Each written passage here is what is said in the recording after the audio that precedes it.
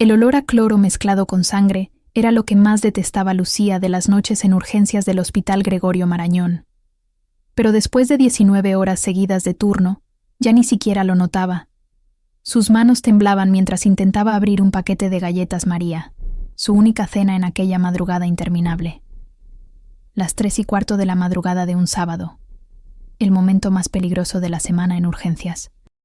Cuando los accidentes de tráfico se mezclaban con las peleas de bar y las sobredosis. Lucía se pasó los dedos por su cabello castaño recogido en una coleta despeinada, sintiéndose cada uno de sus 27 años como si fueran 50. No podía quejarse. Nadie la obligó a aceptar aquel turno extra. Pero cuando la jefa de enfermería mencionó que pagarían triple, no pudo negarse. Nunca podía negarse. No con las facturas acumulándose en su buzón. No con su padre consumiéndose en una cama de hospital al otro lado de la ciudad. Cáncer de estómago. Etapa 4. Los médicos le habían dado 4 meses sin tratamiento. 8 meses con la quimioterapia experimental. Aquella quimioterapia que costaba 142.000 euros. Una cantidad tan astronómica que Lucía había reído cuando vio el presupuesto. Una risa histérica, sin humor, de quien sabe que está completamente jodida. Lucía, necesito ayuda en el box 3. La voz de Mercedes, su compañera de turno, la sacó de sus pensamientos. Ni siquiera le dio tiempo a tragar las galletas. Otro paciente, otra emergencia, otra vida colgando de un hilo mientras ella intentaba mantener el suyo propio. 40 minutos después, cuando el paciente finalmente se estabilizó, Lucía se escondió en el vestuario del personal. Solo 5 minutos. Solo necesitaba 5 minutos de silencio antes de volver al caos. Su móvil vibró contra el banco metálico. La pantalla se iluminó mostrando un mensaje del banco que ya conocía de memoria. Saldo insuficiente. Su cuenta ha sido bloqueada temporalmente. Perfecto. Absolutamente perfecto. Lucía cerró los ojos, respirando hondo. No iba a llorar. No aquí. No ahora. Había llorado suficiente en los últimos 3 meses. Las lágrimas no pagaban facturas. No curaban el cáncer. No servían para nada excepto para hacer que le doliera más la cabeza. Pero necesitaba oír la voz de su padre. Aunque fuera solo un segundo. Aunque solo le dijera que todo iba a salir bien. Esa mentira piadosa que se repetían mutuamente cada día. Buscó su número en los contactos. Sus dedos, todavía temblorosos de adrenalina y cansancio, marcaron. La llamada salió. 1 tono. 2 tonos. Alguien contestó al 3er tono. ¿Papá? Perdona que llame a esta hora. Solo necesitaba... Te equivocaste de número. Lucía se quedó paralizada. Aquella no era la voz de su padre. Era una voz masculina, profunda, con un acento madrileño marcado pero refinado. El tipo de voz que pertenece a alguien acostumbrado a que le obedezcan sin preguntas. Dios, lo siento mucho. Lucía tartamudeó, sintiendo su cara arder de vergüenza. Estoy cansada y debí marcar mal. No cuelgues. Las 2 palabras fueron dichas con tal autoridad que Lucía sintió su dedo congelarse sobre el botón de colgar. No era una petición. Era una orden. Y algo en el tono de aquel hombre hizo que cada instinto de supervivencia en su cuerpo se pusiera alerta. Necesito irme, dijo Lucía, intentando sonar firme pero fallando miserablemente. Estás en el Gregorio Marañón, sala de descanso del personal de urgencias. El mundo se detuvo. Lucía miró a su alrededor en el vestuario vacío, el corazón acelerándose hasta el punto de dolerle el pecho. ¿Cómo? ¿Cómo demonios sabía dónde estaba? ¿Quién eres? Su voz salió como un susurro aterrado. Hubo una pausa, larga, deliberada. Lucía podía escuchar su propia respiración acelerada, el zumbido de las luces fluorescentes sobre ella, el latido de su corazón en sus oídos. Alguien que no debería estar despierto a las 3 de la mañana, dijo finalmente, y había algo diferente en su tono ahora. Algo casi... ¿humano? Pero aquí estamos. Tú. exhausta en un vestuario de hospital. Yo, trabajando cuando debería estar durmiendo. ¿Cómo sabes dónde estoy? Lucía insistió, aferrándose al móvil con tanta fuerza que sus nudillos se pusieron blancos. Porque sé muchas cosas, Lucía. Ella nunca le había dicho su nombre. Eres enfermera, continuó él, como si estuviera leyendo de un archivo. 27 años. Vives sola en Malasaña. Tu padre está enfermo. Y estás absolutamente desesperada. Las lágrimas que había estado conteniendo finalmente escaparon. ¿Quién era este hombre? ¿Qué quería de ella? ¿Por qué sabía cosas que nadie debería saber? Por favor, Lucía susurró. Si vas a hacerme algo, al menos dime quién eres. Mateo. Una palabra, simple, pero cargada de significado. Y no voy a hacerte nada, Lucía. Al contrario. No entiendo. Lo harás. Pronto. Hizo una pausa. ¿Cuánto cuesta salvarlo? ¿Qué? El tratamiento de tu padre. Dame una cifra. Lucía se limpió las lágrimas con el dorso de la mano, confundida y asustada a partes iguales. 142.000 euros. Pero no es... hecho. ¿Qué? El dinero estará en tu cuenta en 10 minutos. Úsalo. Salva a tu padre. Y cuando estés lista... Su voz se volvió más suave, casi íntima. Me verás de nuevo. Espera, no puedes simplemente... Pero la línea ya estaba muerta. Lucía se quedó mirando el teléfono en su mano, respirando pesadamente, tratando de procesar qué demonios acababa de pasar. Esto era una broma. Tenía que ser una broma. O una estafa. O estaba tan cansada que había alucinado toda la conversación. Su móvil vibró. Una notificación bancaria. Con dedos temblorosos, abrió la aplicación. Y allí, en su cuenta bloqueada que hace 5 minutos tenía saldo negativo, aparecía una nueva cifra. 160.000 euros. Lucía dejó caer el teléfono. Sus piernas cedieron y tuvo que sentarse en el banco antes de caerse. Esto no era real. No podía ser real. La gente no simplemente... Nadie regala 160.000 euros a una desconocida por una llamada equivocada. Su móvil vibró de nuevo. Un mensaje del mismo número. Mañana, 21:00, restaurante Botín, Cava Baja. Ven sola. No me hagas esperarte. M. Y debajo, una segunda línea que hizo que se le helara la sangre. PD. Ahora tu padre puede vivir, pero tú y yo tenemos que hablar. Lucía se quedó sentada en ese vestuario frío y estéril durante no sabía cuánto tiempo. 5 minutos. 10. Media hora. Mirando ese mensaje. Mirando ese saldo bancario imposible. Debería llamar a la policía. Debería borrar el dinero. Debería huir. Pero cuando pensó en su padre, demacrado y débil, con apenas semanas de vida sin tratamiento, no tenía opción. A las 21:00 del día siguiente, estaría en Botín. Y Dios sabía qué pasaría después. El turno terminó a las 7 de la mañana. Lucía no recordaba las últimas 4 horas. Había funcionado en piloto automático, atendiendo pacientes, poniendo vías, tomando constantes vitales. Todo mientras su mente no dejaba de repetir lo mismo. 160.000 euros. Un desconocido. Una cita obligatoria. Tomó el metro hasta el Hospital San Rafael, donde su padre estaba ingresado en la planta de oncología. La habitación compartida con otros 3 pacientes. Sin ventanas. Con ese olor penetrante a enfermedad y muerte mal disfrazada con ambientador de lavanda. Lucía, cariño. Su padre abrió los ojos cuando ella se sentó en la silla junto a su cama.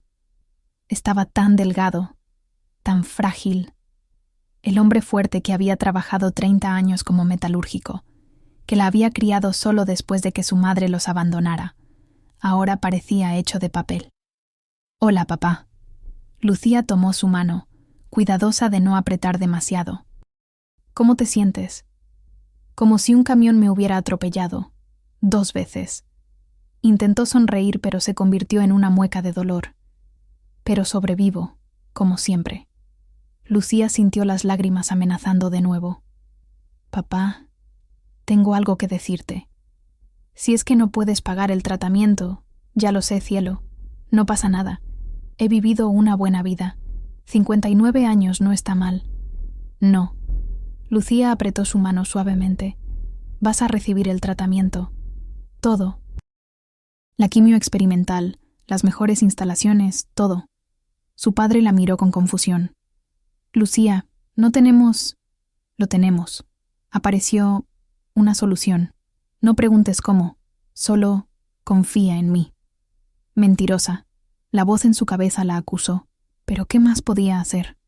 ¿Decirle la verdad? Ah, sí, papá. Un mafioso misterioso que sabe todo sobre mí me dio el dinero después de que llamé a su número por error. Seguramente es completamente seguro y legal. Pasó 2 horas con él, hablando de nada importante. De cómo estaba el tiempo. De la vecina del cuarto que no paraba de roncar. De las enfermeras que eran amables y las que no. Conversación superficial que escondía el terror real debajo. Cuando finalmente se fue, ya eran las 10 de la mañana. Lucía fue a su apartamento en Malasaña. Tercero sin ascensor. 40 metros cuadrados que costaban 800 euros al mes que apenas podía pagar. Pero era suyo. Su pequeño refugio del mundo. Se duchó durante casi 1 hora. Dejando que el agua caliente lavara el olor a hospital, el miedo, la confusión. Pero no funcionó. Nada funcionaba. Porque cuando cerraba los ojos, escuchaba aquella voz. No cuelgues. ¿Quién era Mateo? ¿Cómo sabía tantas cosas sobre ella? ¿Y por qué, por todos los santos, le había dado tanto dinero sin pedir nada a cambio? Todavía no te ha pedido nada. La voz en su cabeza la corrigió. Pero lo hará. Los hombres como él siempre quieren algo. A las 8 de la tarde, Lucía se paró frente a su armario. ¿Qué se pone para conocer a un posible criminal que posiblemente salvó la vida de tu padre? Su guardarropa era patético. Ropa de Zara en rebajas, vaqueros desgastados, camisetas básicas, nada apropiado para un restaurante como botín. Se decidió por un vestido azul marino simple, el único vestido decente que tenía, comprado hace 3 años para una boda de una prima. Le quedaba un poco apretado ahora, había perdido peso con el estrés, pero tendría que servir. Se maquilló ligeramente. Corrector para las ojeras, rímel, un poco de pintalabios. Miró su reflejo en el espejo del baño y casi no se reconoció. Parecía asustada, vulnerable. Exactamente lo que era. A las 20:30 pidió un taxi. No podía llegar en metro. No a un lugar como Botín, el restaurante más antiguo del mundo según el Guinness. El tipo de lugar donde los turistas pagaban 150 euros por una cena y lo consideraban una ganga. El trayecto hasta el Madrid de los Austrias fue una eternidad. Lucía miraba por la ventana sin ver realmente nada. Las calles iluminadas. La gente riendo en las terrazas. Vida normal. Vida que ella había olvidado cómo vivir. «Llegamos, señorita». El taxista la sacó de su trance. «Son 18 euros». Lucía pagó y salió del coche. Botín estaba en una esquina, con su fachada de ladrillo rojo y su letrero antiguo. Había cola en la entrada. Turistas con cámaras. Parejas vestidas elegantemente. Y ella, una enfermera quebrada a punto de conocer a un hombre que probablemente podría matarla sin pestañear. Respiró hondo 3 veces, enderezó los hombros y entró. El interior era exactamente como en las fotos. Techos bajos con vigas de madera, paredes encaladas, mesas de madera oscura. El olor a cochinillo asado impregnaba el aire.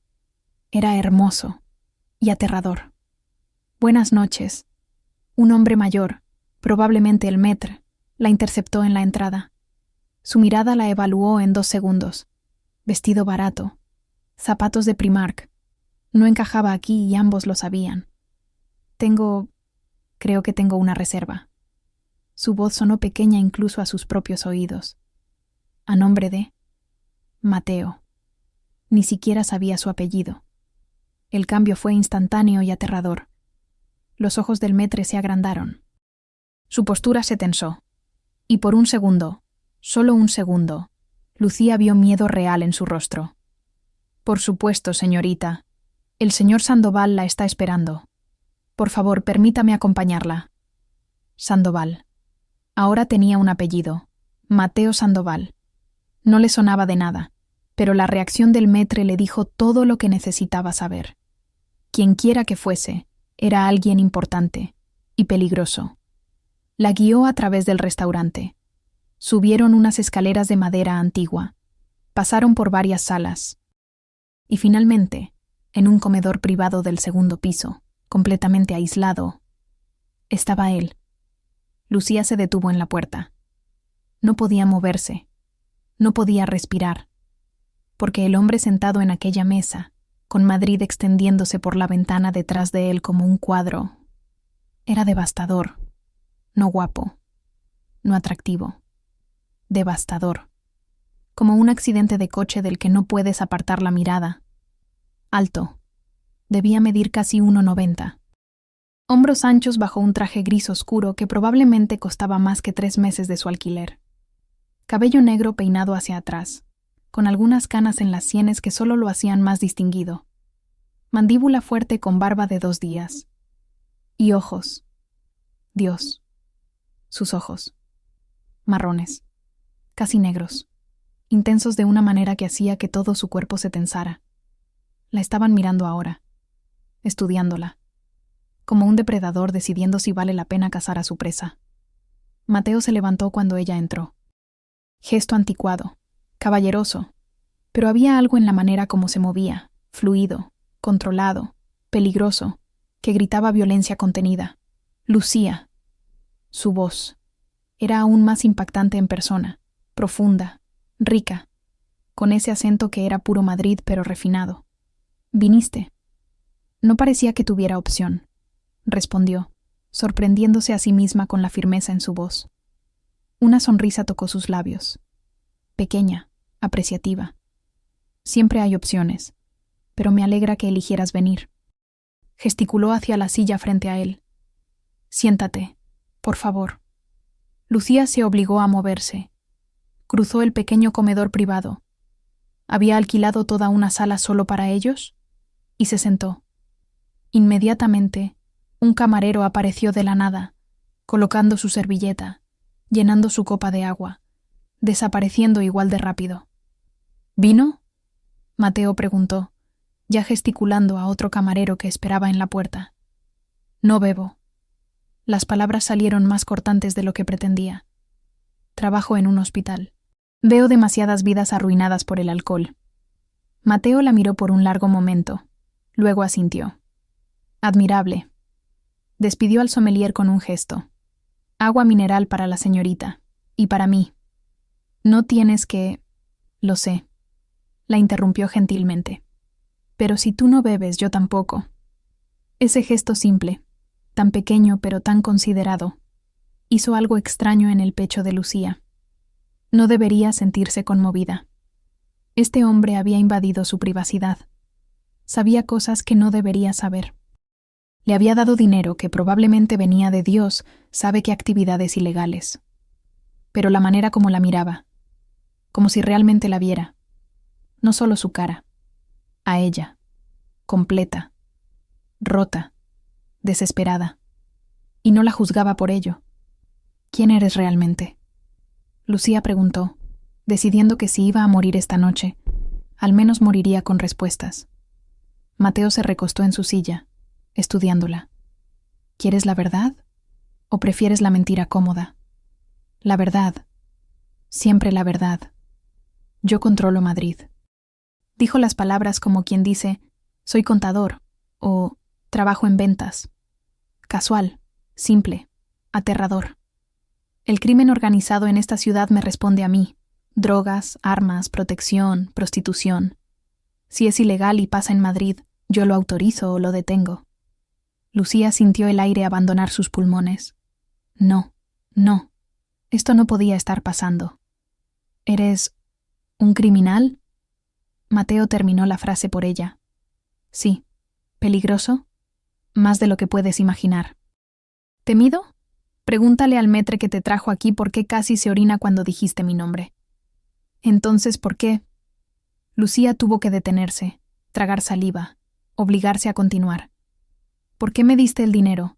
¿Qué quieres de mí? Mateo se inclinó hacia adelante, y de repente el espacio entre ellos desapareció. Lucía podía sentir el calor de su cuerpo, oler su colonia, algo caro y masculino que hacía cosas extrañas a sus sentidos, ver la pequeña cicatriz en su labio superior. ¿La verdad? Su voz bajó, volviéndose íntima, personal. Todavía no lo sé con certeza, pero cuando llamaste anoche, cuando tu primera reacción no fue miedo o exigencias, sino preocupación porque pensaste que era tu padre necesitando ayuda, se detuvo. Nadie se ha preocupado por mí en mucho tiempo, Lucía, y eso me hizo curiosear. ¿Quién es esta mujer? ¿Esta enfermera exhausta que trabaja turnos triples para salvar a su padre? ¿Que no se rindió incluso cuando no había esperanza? Así que me investigaste. Había acusación en su voz. Sí. No intentó negarlo. Todo. Tu dirección. Tu trabajo. Tus deudas. La enfermedad de tu padre. Tu exmarido que te dejó por su secretaria hace 3 años. Lucía se levantó tan rápido que la silla casi se cae. Eso es invasión de privacidad. Es necesario. Mateo también se levantó, pero no se acercó. Le dio espacio. Soy un hombre con enemigos, Lucía. Muchos enemigos. No puedo arriesgarme con desconocidos. Necesitaba saber si eras una amenaza. ¿Y lo soy? Una sonrisa. Lenta. Oscura. No. Eres algo mucho más peligroso que eso. ¿Qué? Eres real. Dio un paso hacia ella. Solo uno. Pero fue suficiente para que Lucía sintiera su presencia como una ola física. En mi mundo todos mienten. Todos quieren algo. Todos tienen un ángulo. Pero tú solo querías hablar con tu padre a las 3 de la mañana porque estabas preocupada. No había agenda. No había manipulación. Solo amor puro y simple. Lucía sintió lágrimas picando sus ojos. Eso no te da derecho a... Nada me da derecho a nada. La interrumpió suavemente. Tienes toda la razón de estar enojada. Invadí tu privacidad. Te asusté. Te obligué a venir aquí. Y lo siento. Eso la detuvo. ¿Qué? Lo siento, repitió. Y por Dios, sonaba sincero. Pero no me arrepiento. Porque conocerte, aunque sea así, ya valió la pena cada ley que rompí para llegar aquí. El corazón de Lucía latía tan fuerte que estaba segura de que él podía oírlo. ¿Qué quieres de mí, Mateo? Él dio otro paso.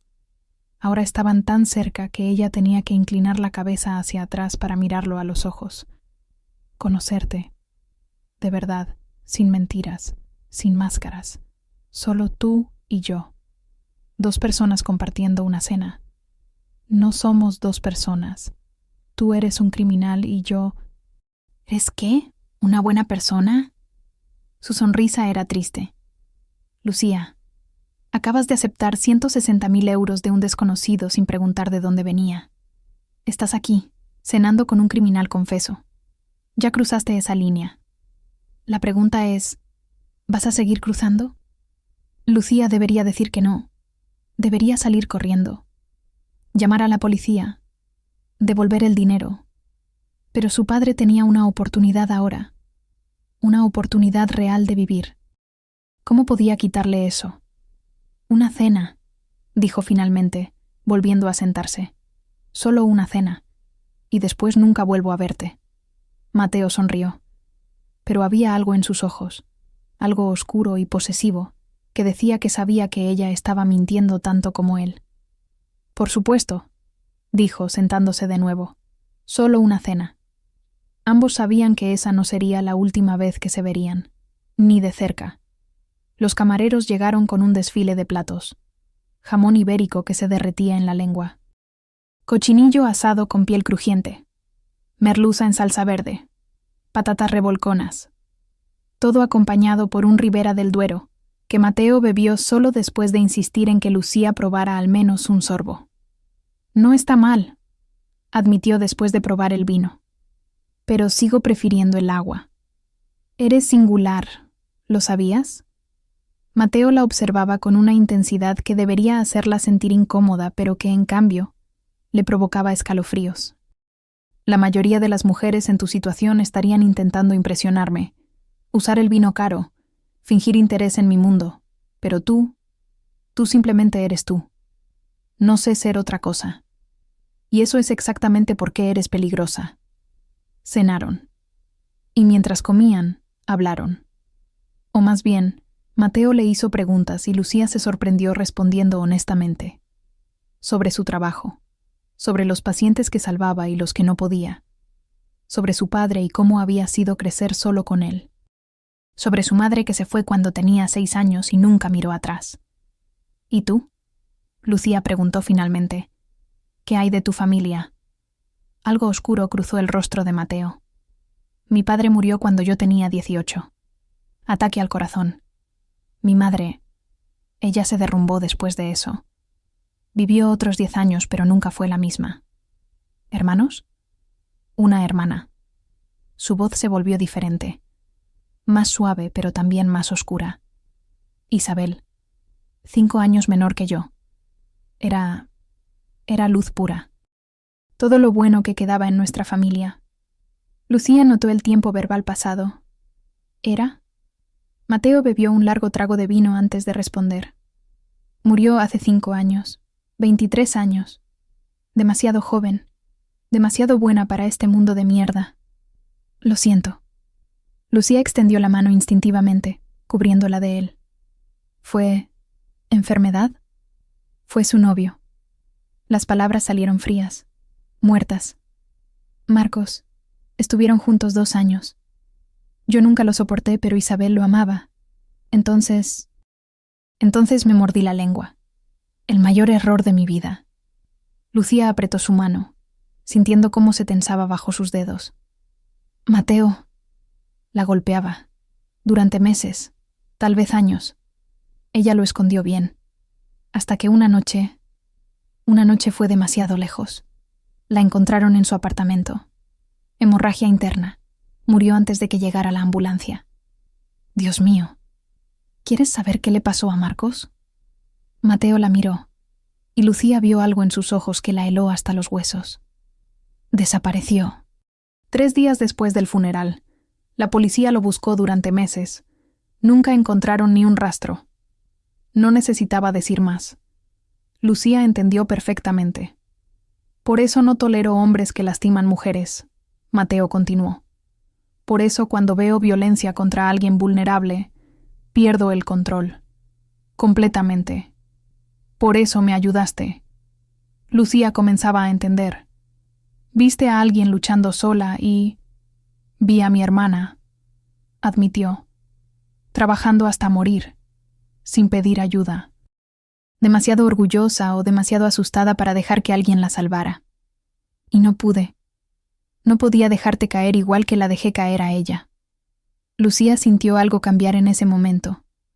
Algo fundamental, porque el hombre frente a ella no era solo un criminal, era un hermano destrozado, alguien que cargaba culpa y dolor, y trataba de redimirse de la única manera que sabía, salvando a desconocidas a las 3 de la mañana. Tu hermana habría estado orgullosa, Lucía dijo suavemente, de lo que hiciste por mí, de que su muerte signifique que otras mujeres viven. Mateo cerró los ojos. Cuando los abrió de nuevo, estaban brillantes. Gracias. Necesitaba oír eso. El postre llegó. Tarta de Santiago con helado de vainilla. Café solo para él. Té de manzanilla para ella. Y más conversación. Más fácil ahora. Como si esa confesión hubiera roto algo entre ellos. Lucía le habló de su sueño de ser médica antes de que la realidad económica la empujara a enfermería. Mateo habló de cómo había heredado el negocio familiar de su padre y lo había expandido hasta controlar media ciudad. ¿Alguna vez quisiste hacer algo diferente? Lucía preguntó. Todos los días, admitió. Pero este mundo no te deja ir. Una vez estás dentro, sales de 2 maneras, prisión o muerte, y yo tengo demasiados enemigos para permitirme la prisión. Suena solitario. Lo es. La miró directamente. Hasta anoche. El aire entre ellos se cargó. Eléctrico. Peligroso. Lucía sintió su respiración acelerarse. Mateo, quiero verte de nuevo. No era una pregunta. Mañana, pasado mañana. Todos los días si me dejas. Esto es una locura. Lo sé. Tú eres peligroso. Lo sé.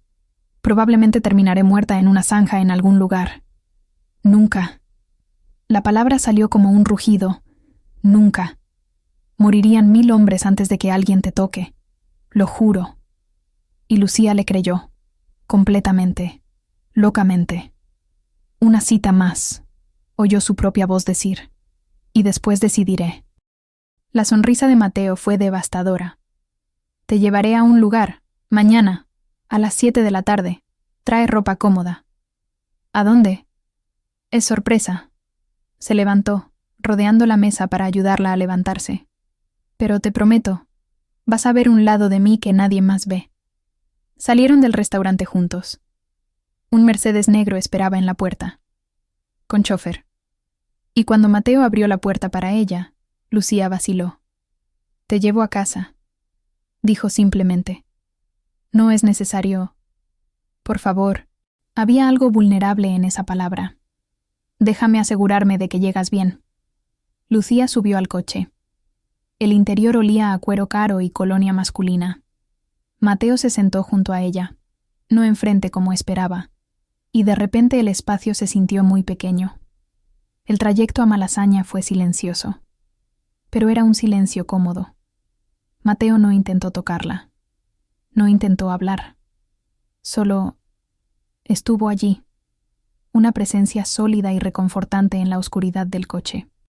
Cuando llegaron a su edificio, él bajó primero, ofreciéndole la mano para ayudarla a salir. Sus dedos se tocaron, y Lucía sintió electricidad recorrer su brazo. Gracias, susurró. Por la cena, por el dinero, por todo. No me agradezcas todavía. Mateo sonrió. Todavía no he cobrado. ¿Cobrado? Se inclinó más cerca, tan cerca que Lucía podía contar sus pestañas, ver las motas doradas en sus ojos marrones, sentir su aliento en su mejilla. Esto, murmuró. Y entonces, sus labios rozaron los de ella, suave, casi casto, pero dejando un rastro de fuego que recorrió todo su cuerpo. Se apartó antes de que ella pudiera reaccionar. Hasta mañana, Lucía. Duerme bien. Y sueña conmigo. Se subió al coche y se fue, dejando a Lucía parada en la acera, dedos tocando sus labios, corazón latiendo como loco. ¿En qué demonios se estaba metiendo? Lucía no durmió. Cada vez que cerraba los ojos, veía a Mateo. Sentía ese beso.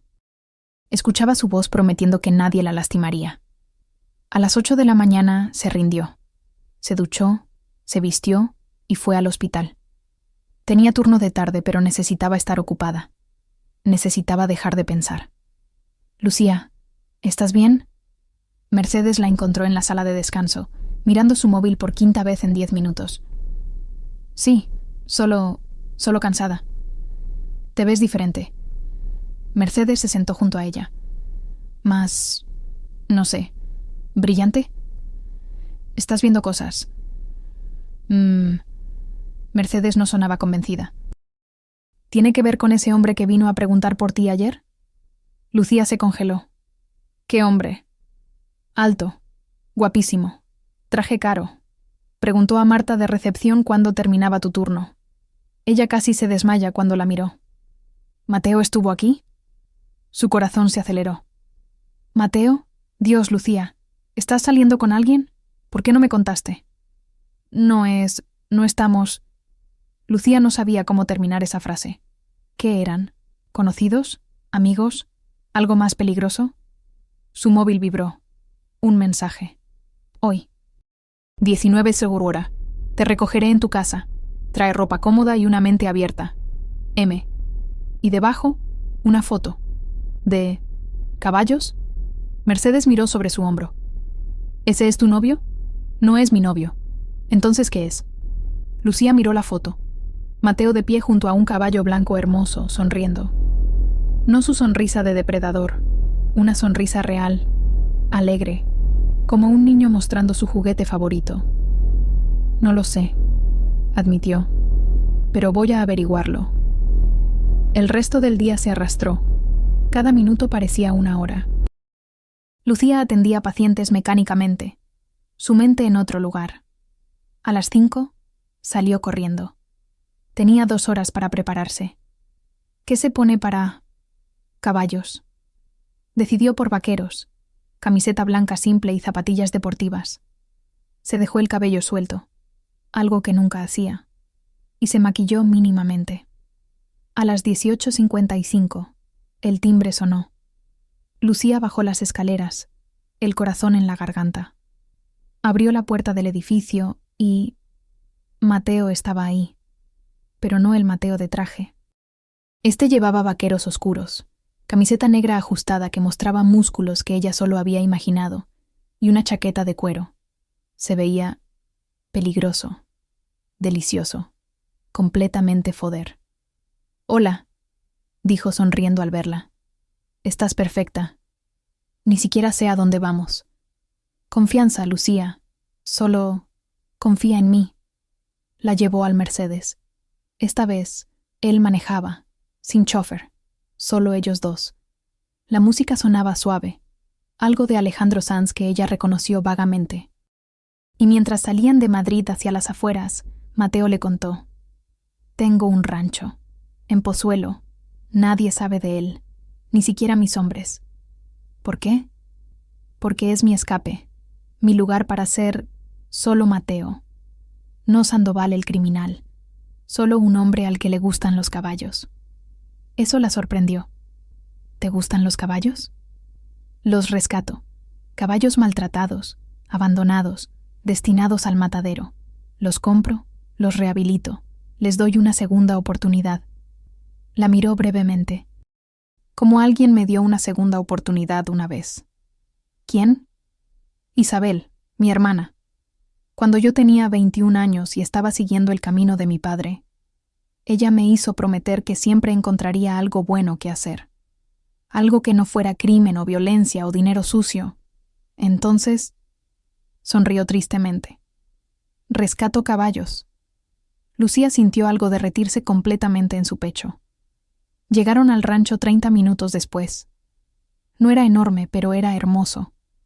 Establos de madera, corrales verdes y caballos, al menos 12 de ellos, todos diferentes, todos hermosos. «Ven». Mateo le ofreció la mano. «Quiero presentarte». Pasaron las siguientes 3 horas con los caballos. Mateo le presentó cada uno, sus nombres, sus historias. Este había sido caballo de carreras, descartado cuando se lesionó. Aquel había pertenecido a un circo que lo golpeaba. Esta yegua había sido encontrada muriendo de hambre en un campo. «Los amas», Lucía dijo, observándolo cepillar a un caballo marrón con ternura infinita. «Me entienden». Mateo no la miraba, enfocado en su tarea. «No me juzgan. No quieren nada excepto comida y cuidado. Es simple, puro». Lucía se acercó, poniendo su mano sobre la de él en el cepillo. «Gracias». «¿Por qué?» «Por mostrarme esto, por confiar en mí con tu secreto». Mateo finalmente la miró. Y había algo en sus ojos, algo intenso y vulnerable, y absolutamente devastador. «Quiero mostrarte todo, Lucía, cada parte de mí, las buenas, las malas, las feas. Quiero que me conozcas, de verdad. ¿Por qué yo? Porque cuando me miras, no ves al criminal, ves al hombre, y nadie...» Su voz se quebró ligeramente. «Nadie me ha visto como un hombre en 5 años». Lucía no pensó, solo actuó. Se puso de puntillas y lo besó. No como el beso casto de anoche. Este fue real, profundo, desesperado. Sus manos en su cabello. Las manos de él en su cintura, atrayéndola contra su cuerpo. Lenguas tocándose, respiraciones mezclándose. Cuando se separaron, ambos estaban sin aliento. «Lucía». Mateo apoyó su frente contra la de ella. Si no paro ahora, no voy a poder parar. Entonces no pares. Algo oscuro y posesivo brilló en sus ojos. ¿Estás segura? No, admitió honestamente. Pero lo hago de todas formas. La besó de nuevo, más fuerte esta vez, más demandante. Y Lucía se dejó caer en la sensación de estar completamente consumida por este hombre peligroso y hermoso, que rescataba caballos, y la miraba como si fuera lo más precioso del mundo.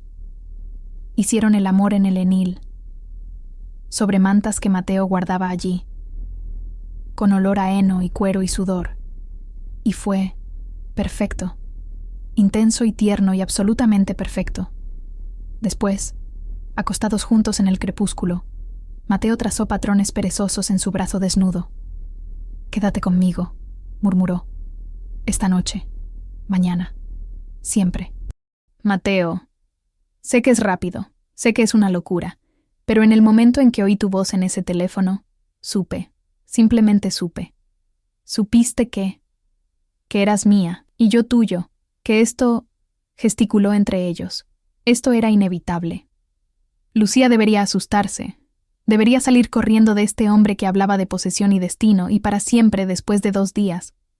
Pero cuando lo miró a los ojos, vio la verdad allí. Esto era inevitable.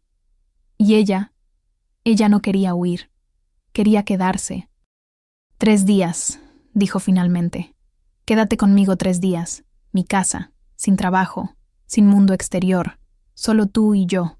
Y si después de eso todavía quieres irte, tragó saliva. Te dejaré ir. ¿En serio? No. Sonrió.